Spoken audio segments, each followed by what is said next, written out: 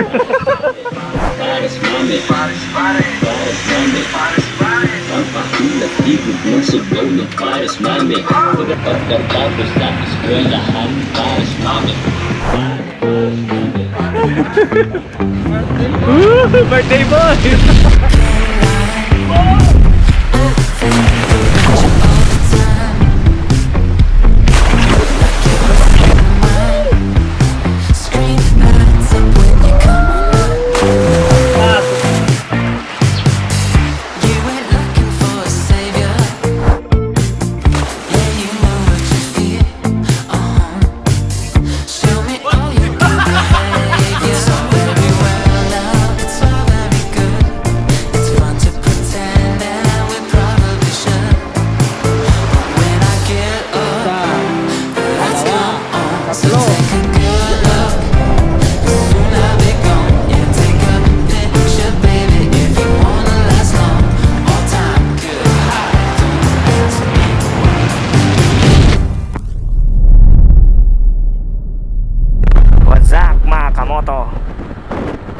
Right now, papunta ako dun ulit sa may Monte, Batangas. Actually, hindi talaga dun. Birthday kasi ng tropa namin na si Vinz, yung kasama namin sa rides palagi. So, parang dun ata siya magse-celebrate sa may Kamantigue Beach Resort. Kaya yun, kanina pa sila umaga nandun. So, ako humabo lang ako. So time check, it's 4:39 PM. So ngayon papunta pa lang ako doon. So right now andito na ako ngayon sa may, I think ano na to Batangas City na. Malapit na ako sa Batangas City.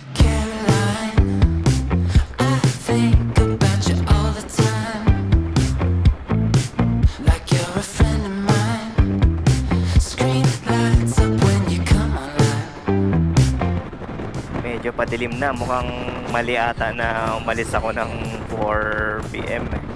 Dapat inagahan ko ng konti. Baka kasi maabutan ako ng dilim dun sa may Monte Maria.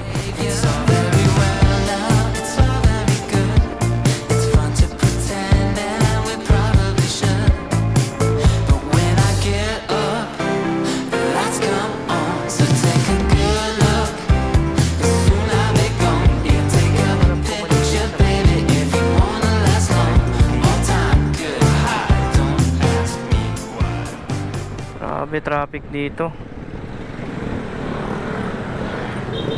Hanap din pala makatraffic tong Lobo, no? Oh, haba ng traffic.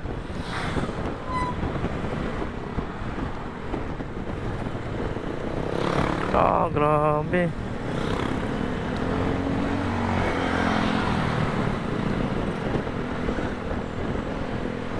Ano kaya meron ba tang traffic dito?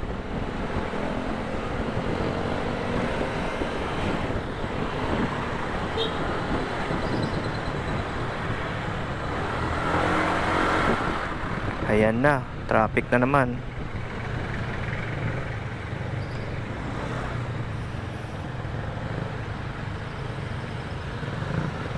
Haba pala ng traffic dito.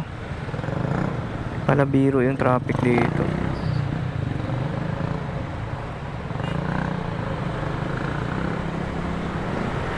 Maambon pa. So wala namang ulan dun banda. Yung clouds malinis naman dun.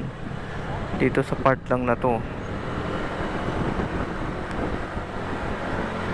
Dito na sila dumaan, no?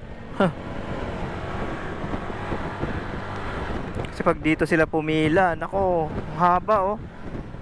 Bukas pa kayo makauwi. Traffic.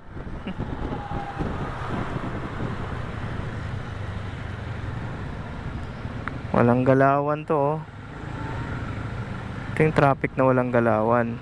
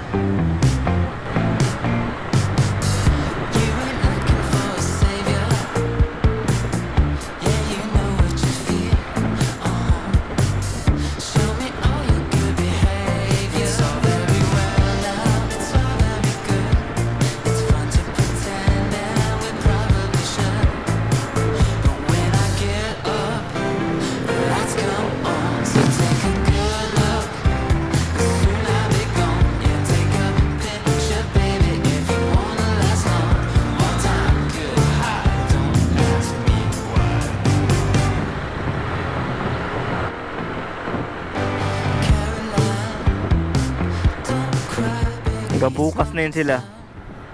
Hindi na makakauwi yung mga yan. Ang haba ng traffic, oh.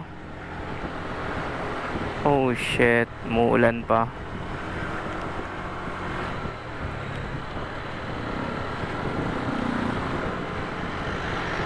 Bukas na tumakauwi sila. Yun nga mga kamoto, hindi ko in-expect na nagbablog pa rin ako ngayon. Bala ko lang talaga is mag-chill sa resort na to.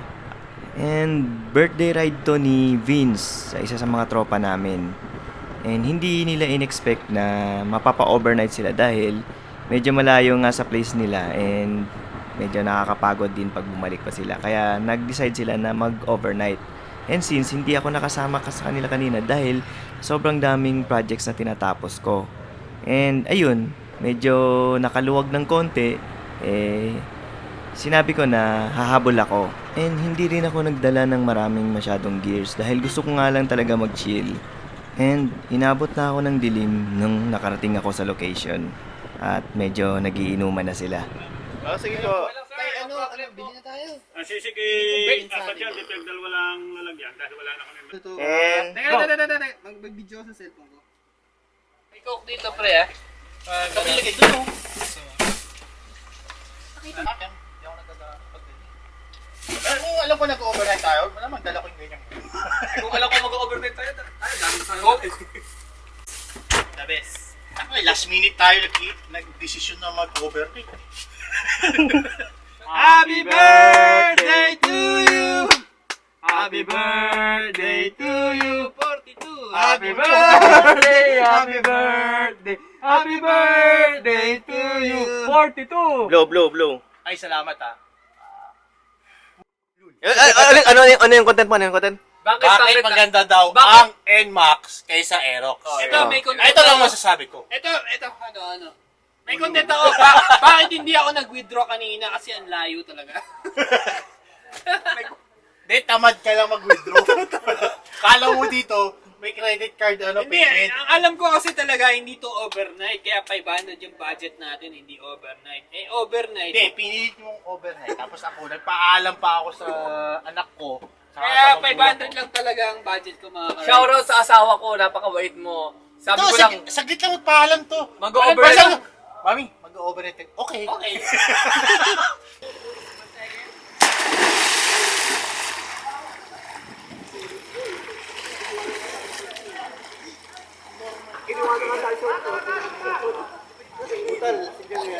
Ay, shirt mo.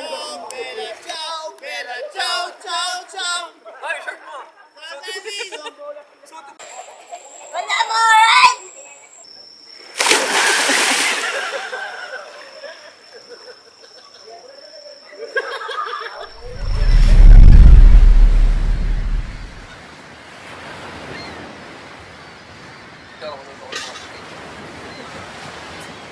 Ano may cellphone mo? Oo. Ay, hindi ko lang dala isang pares ng sanyals.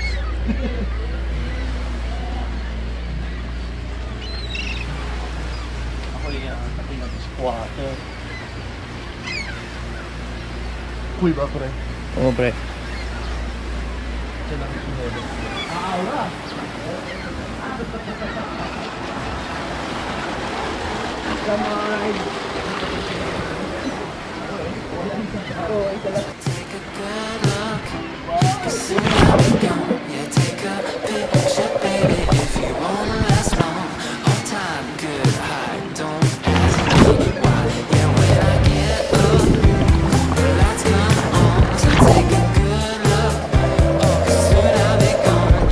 Kumusta ka ride? Nakapagod? Hindi ko in-expect na magiging masaya itong trip na to ngayon. So, ang bala ko lang talaga is mag-chill. And yun, kahit kami-kami lang, masaya din pala. And since pauwi na kami, back to work na ulit ako. And hopefully, sana maulit itong ganitong klaseng rides na may overnight.